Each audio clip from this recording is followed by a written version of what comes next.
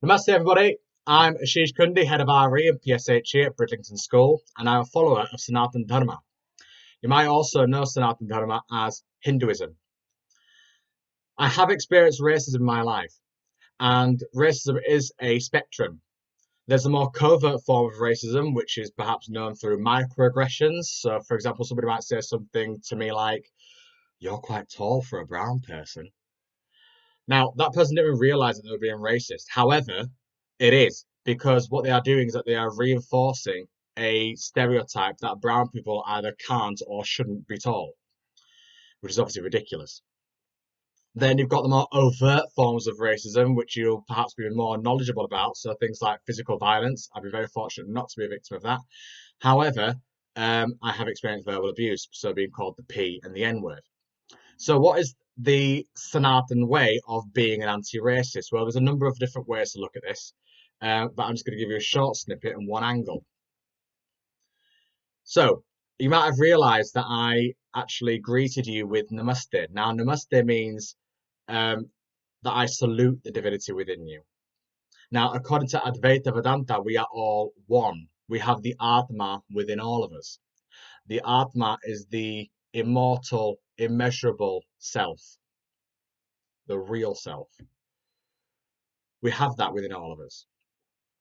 Unfortunately, what can happen is, although we are all one, we have this perception of Maya, and Maya means illusion. And what Maya does is give off this idea that we are actually separate. When we have separateness, we create divisions. So, for example, things like race, gender, religion, sexuality, a number of different things. When we have that separateness, it gives rise to ego. And then when we have ego and allow that to become attached to a Maya and allow that to grow, that then gives off the idea that we need to oppress and dominate people that are different to us or even think differently to us. So you might have cases of that through things like white supremacy. Now you might say to me, all right, that's all well and good, Ash, we're all one, and now you're saying that we don't see colour because my eyes all illusion and all that kind of stuff, but that's ridiculous. You can't say that you don't see colour. And you're right, you're absolutely right. It is a member of Sanatan or a follower of Sanatan Dharma's duty to detach themselves from Maya. Detachment does not mean ignorance. It doesn't mean that you pretend it doesn't exist or anything like that. If I cannot see race, then I cannot see racism.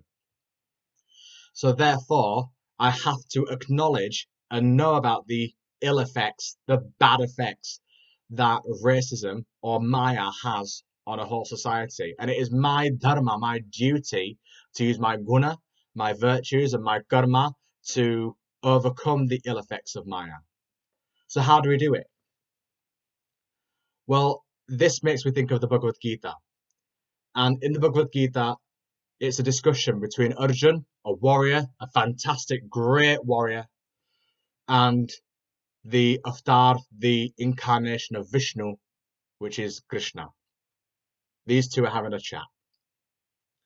And Arjun, before the biggest battle of his life, is beginning to feel confused, angry, upset, completely in the dark about things. Krishna is there to guide him. And Krishna works with him as if he's a psychologist, a bit like a counselor, working on his mental health before he has this big battle ahead of him. And what he does is that whilst he gets Arjun back onto his feet, ready to do battle, he says to him, Shastra Udhao Arjun, or Yuddha Karo. What that means is that raise your weapons, your Shastra, and fight. Yuddha Karo. So how do we do that? We are in a battle, the battle of life. And part of that battle is to be an anti-racist.